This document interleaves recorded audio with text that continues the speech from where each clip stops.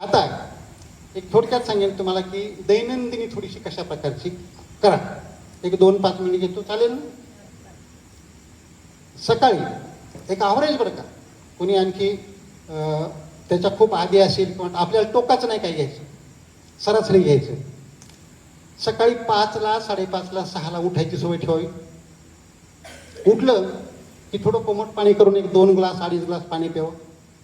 त्यात थोडं वाटलं तर लिंबू पिळून प्यावं, वाटलं तर एखादा चमचा मध टाकावा.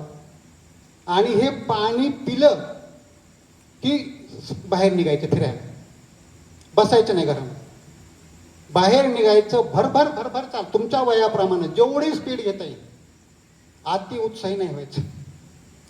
आमचे एक वकील साहेब असं म्हणल्यानंतर जास्त उत्साहानं जरा पळायला गेले, रस्त्यात खड्डा नाही दिसला, पाय मुडपला, प्लॅस्टर करून बसले, पाय बांधून असायचे 2 महिने 3 महिने. असं नको व्हायला. किंवा एक प्राध्यापक दयानंद कॉलेजचे, त्यांना सांगितलं, माझा एक व्हिडिओ पाहिला त्यांनी की उलट चालण्याचे फायदे काय असतात. माझ्या ग्राउंडवर वाळूच्या उलट पळू लागले. चालायचा आधी प्रयत्न करा. आम्ही त्यात पुन्हा पुन्हा सांगितले, पडताल बरं का, काळजी घ्या, तोल सांभाळून करा, हे सांगतोय. त्यांनी पळायचा प्रयत्न केला, पळता पळता पाय घसरला, असं मागं हाताचे फ्रॅक्चर झाले. म्हणजे आम्ही जेही गोष्टी सांगितल्या सगळ्या खाण्याच्या असतील, करण्याच्या असतील, तुम्हाला सवय नसेल तर एकदम जास्त करू नका. तुम्हाला खायची समजा एखादी वस्तूची सवय नाही, 2-2 फोडीनं सुरुवात करा. 2च घास खा अगोदर सुरुवातीला, ते पचल्यावर पुन्हा दुसऱ्या दिवशी 4 घास खा, पुन्हा तिसऱ्या दिवशी 6, असं वाढवा नंतर नंतर चांगल्या गोष्टी. तसंच व्यायामाचं पण आहे. आणि फिरून आल्यानंतर 1 ग्लास पाणी प्या, पुन्हा आणखी साधं पाणी प्या. शक्यतो फ्रीजमधलं पाणी थंडगार, आता उन्हाळ्यामध्ये तर सगळ्यांना वाटतं प्यावं, पण तितकं थंडगार पाणी शरीरासाठी चांगलं नसतं. थोडं कमी थंड करून प्या. म्हणजे काय झालं, इथं 1 लिटर पाणी इथं संपलं. निघण्यापूर्वीचे 2-2.5 ग्लास, आल्यानंतरचा एखादा ग्लास, 1 लिटर पाणी संपलं. दिवसभरामध्ये असे दुसरे 2.5-3 लिटर पाणी कमीत कमी प्यायचे. म्हणजे ते 2.5-3 आणि हा पहिला 1 म्हणजे 4 लिटर पाणी. आता उन्हाळा दिवस आहे, थोडं वाढूनच.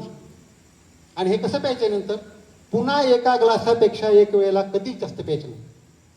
नंतर पाणी प्यायचं अर्धा ग्लास, अर्ध्या तासाला, 1 तासाला एखादा ग्लास, पुन्हा एखादा ग्लास, सतत अशी बाटली जवळ राहू द्या, बाटली थोडी थोडी थोडी थोडी पित राहा. हे केलं तर काय होतंय की जे तुम्ही खाल्लेलं आहे ते पुढं सरकायला, पचायला पण सोपं जातं.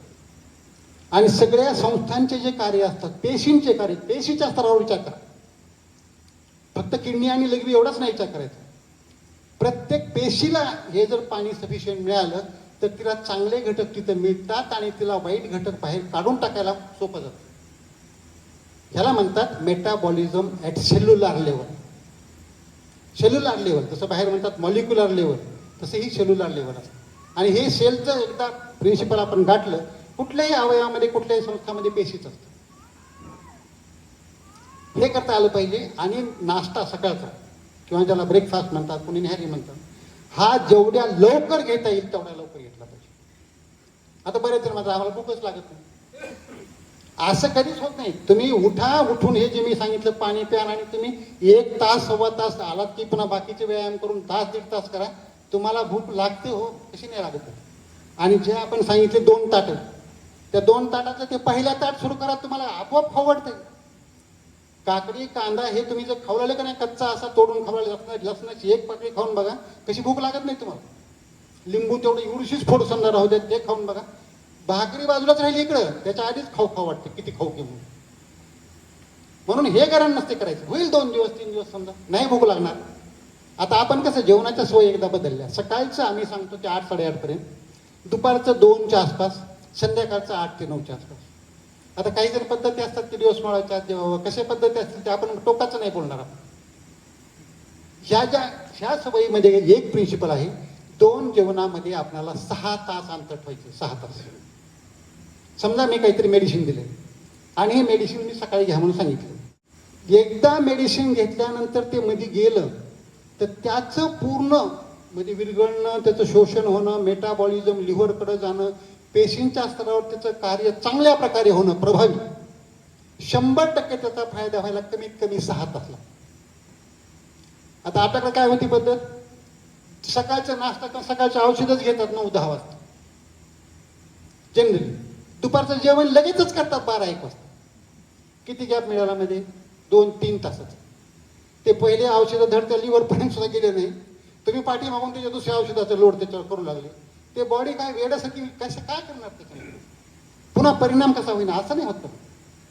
आणि दुसरं एक प्रिन्सिपल असतं की त्याला इंटरमिटंट फास्टिंग म्हणतात, जो एक छोटासा उपवास आहे, हा छोटा 6 तासाचा, याच्यात पाण्याशिवाय काही घ्यायचं नाही. जर तुम्हाला चहा घ्यावा वाटला तर ग्रीन टी तरी घ्यायचा किंवा काळं डिकॉशन घ्यायचं, ज्याच्यात साखर नाही, दूध नाही. असला चहा तुम्ही 2-3दा घ्या, चालतंय. 2 जेवणाच्या मध्ये काही घ्यायचं नाही. आणि हे 6 तासाच्या अंतराने घेतलं, कारण सकाळी आपण 8-8:30 म्हणलं, 6 तासानं 2 वाजता, 2:30 वाजता, त्यात 6 तासानं 8-8:30 वाजता. आणि तुम्ही संध्याकाळी सगळ्यात महत्वाचं, आता घरी गेलं, जेवण केलं, मोबाईल उघडायचा नाही, टीव्हीच्या समोर बसायचं नाही. लय अवघड काम आहे. अहो तुम्ही काही सांगा, दुसरं असलं काय सांगू लागलं तुम्ही डॉक्टर, जमाना कुठं चाललाय, तुम्ही जुने माणसं काय जुनाट विचारायचे. पण हा माझा जुनाट विचार नाही, हा आरोग्याचा विचार आहे. यानं काय होतंय पहा, तुम्ही पहा, डोळे आता कसं आहे की ही वेळ झाली अशी, निसर्ग एक संदेश देत असतो याच्यातून. आता सूर्यप्रकाश संपलाय, अंधार येऊ लागलाय, दिवसाचे तुमचे कामं, तुमच्या कर्तव्याची वेळ, धावपळ करण्याची वेळ संपलेली आहे, आता आरामाची वेळ येत आहे. तुम्ही आता हळूहळू मी अंधार निर्माण करतोय, तुमची मानसिकता पण त्या दिशेने जाऊ द्या. आणि हळूहळू जेव्हा अंधार पडतो, तुम्ही त्या झोपेच्या वेळेकडे जायला लागता. ब्रेनमध्ये सेंटरला एक पिनियल ग्लँड आहे, छोटीशी ग्रंथी आहे, पिनियल तिला म्हणतात, नाव आहे तिचं. तिच्यापासून मेलॅटोनिन हे हार्मोन स्त्राव होत असतं. आणि हे मेलॅटोनिन तुम्हाला झोप आणायचं काम करत असतं. ज्यांना चांगली झोप होते, झोप येते, पडल्या म्हणतात बघा, त्यांचं ते खूप ऍक्टिव्ह असतं, चांगलं असतं. आता आपण काय करू, हे कोणत्या वेळेला होत असते, अंधार जसं पडू लागला, जसं आता तुम्ही जेवण केलं, मोबाईल चालू केला की त्याची जी ब्ल्यू लाईट असते, स्क्रीन लाईट, हे चालली डोळ्यातून. डोळे आणि मेंदू किती अंतर, इतकंच अंतर. इथं डोळ्यांचा पाठीमागचा भाग आणि मेंदूचा भाग, याला क्रॅनियल नर्व म्हणतात. ही नर्व आपल्या बाकीच्या नर्व सारखी नाही. ही जी मज्जा ह्या तंतू असतात हे बाकीच्या नाही त्यासारखे, हे डायरेक्ट मेंदूशी कनेक्ट आहे. मग ह्या लाईटची किरणं जी असतात डोळ्यामधून मेंदूला स्टिम्युलेट करत राहतात, उत्साही करत राहतात. आणि त्याला जाणवत राहतं की अरे आणखी अंधार झालाच नाही, आता तर उजेड, प्रखर उजेड आहे ना, किती तीव्र उजेड आहे हा. आणि असा असताना मी कसा झोपू बरं? मग हे माणूस आपला रील पाहत पाहत हसू लागलाय, दुसरं काहीतरी जोक झाला हसू लागलाय, तिसरं काहीतरी तुकडं वाचलं की हसू लागलाय. अहो तुम्ही हसू लागले आणि चेक काढू लागले त्या वेळेला, तर तुम्हाला झोप कशी आहे ना? आणि हे चालतंय कुठपर्यंत पुन्हा, कोणी 11 नाही 12, 1, आजचं जनरेशन तर पाय त्याच्या पुढे बिट आहे. जर कसं आहे बघा, संध्याकाळची वेळ ही रिपेअर बॉडीला करण्याची वेळ आहे, रिपेअर. त्याला काय म्हणतो, टिअर अँड वेअर जे बॉडीचे झालेले असतात ते दुरुस्त करायची वेळ आहे. आणि हे जर तुम्ही अशा जागण्यात, संध्याकाळी हा वेळ होतो आपला एक सिरसॅडियन क्लॉक आहे, बायोलॉजिकल क्लॉक जसं म्हणतो तसं जगाचं एक क्लॉक आहे. आणि ह्या क्लॉकच्या वेळेनुसार हा शुद्धीकरणाचा वेळ सुरू होतो संध्याकाळी 10ला, तो चालतो सकाळी 6 पर्यंत. म्हणून जुनी माणसं म्हणायची बघा, 10ला झोपा 6ला उठा. तर तुम्ही याच्यातले जर तास घालवले, 12 पर्यंत तुम्ही झोपले, 2 तास तुमचे गेले नव्हते दुरुस्ती व्हायची. 1 पर्यंत नाही झोपले, 2 तास 3 तास गेले. तुमच्या हातानं तुम्ही शरीर तुमचं शुद्ध होऊ लागले, ते होऊ देत नाही. आणि पुन्हा रात्री झोप नाही चांगली झाली, तुमची मानसिकता कशी सांगणार? आणि सकाळी उठलं, ह्याच्यावर खेकस, त्याच्यावर खेकस, ह्याच्यावर चिडचिड कर, त्याच्यावर चिडचिड, हे रागाव सगळं, शांत नाहीच कुणी. काय शांत नाही का? तुम्हाला झोपच आलं नाही गोमलायला रात्रभर, तुम्ही चुलबुल करत होते इकडून तिकडं तिकडून इकडं सारखे. तर ह्याच्यासाठी बघा एक थोडं कंट्रोल, तुम्ही दिवसभर मोकळा आहे तुम्हाला, जेव्हा वेळ मिळेल तेव्हा, आणि त्याला लिमिटेडमध्येच वापरावं. जसं आपण सांगितलं की आहार, सगळे पथ्य, पाणी हे सुद्धा लिमिटमध्ये. आत्ती तिथं माती होणार कशाची, तसं त्याचा वापर आत्ती हा तुम्हाला चांगला ह्याच्यात नाही. हे खूप चांगलं साधन आहे. तुमच्या हातामध्ये लायब्ररी आहे, मी म्हणत असतो आमचं यूट्यूब चॅनल हे आरोग्याचं तुमच्या हातामध्ये एक लायब्ररी. तुम्ही कुठल्याही आजाराचं नाव टाका. मलेरिया लिहा, पुढे डॉक्टर जावळे म्हणायचं. स्पीकर त्याचा असते, मायक्रोफोन असते, ते दाबायचं बटन, मलेरिया डॉक्टर जावळे म्हणायचं. हार्ट अटॅक डॉक्टर जावळे म्हणायचं. कुठलंही नाव घ्या, तुम्ही म्हणलात की माझा व्हिडिओ तिथे येते. माझ्या चॅनलवर सुद्धा त्याची गरज नाही. फक्त आजाराचं नाव घ्या आणि माझं नाव पुढे घ्या. मग एवढी सगळी सोय आहे. जसं गुगलवर जाऊन बायका म्हणतात भेंडीची भाजी कशी करावी, लगेच येते ते खाली कशी करावी, हे कसं करावं, लगेच येते तिथं. मग असं एवढं सोय आहे तर ही चांगल्याला वापरायची नाही.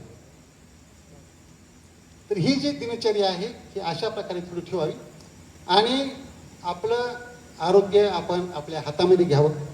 मी जेवढ्या गोष्टींची आता चर्चा केलेली आहे त्याच्यातली अशी कोणती तुम्हाला गोष्ट वाटते की जी माझ्या हातात नाही, मी करू शकत नाही, अशी वाटते का? कोणाला वाटते का अशी की ह्याच्यातली ही गोष्ट करण्यासारखी नाही, मी करू शकत नाही? आणि जर करू शकत असाल तर तुम्ही ती केली पाहिजे. आणि आपण जे म्हटलं ही 5 बोटं जी आहेत आरोग्याची, ही अशी कृती करून मूठ बांधली पाहिजे, खंबीर झालं पाहिजे आणि म्हटलं पाहिजे माझं आरोग्य माझ्या हाती, मी माझं आरोग्य माझ्या हातात घेतलंय. कसे घ्यावे आता संपला विषय आपला. घेतलंय म्हणायचं आजपासून आणि त्याप्रमाणे कृती करावी असा मी सर्वांना सल्ला देतो. निरोगी राहून दीर्घायू होऊन आकाशात भरारी घेऊया. चला दोस्त हो रोगराईला हाकलून